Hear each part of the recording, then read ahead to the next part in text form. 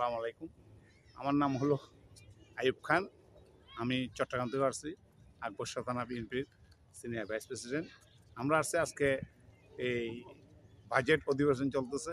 এই বাজেট অধিবেশনে এই অংশগ্রহণ করার জন্য আজকের বাজেট অধিবেশন যে একটা মাইন্ড ফলক হচ্ছে বর্তমান সরকারের, এটা দেখার জন্য এবং এটা বোঝার জন্য আমাদের যে আজকে জনগণের জন্য একটা যে বাজেট দিচ্ছে এই বাজেটটার জন্য আসছে।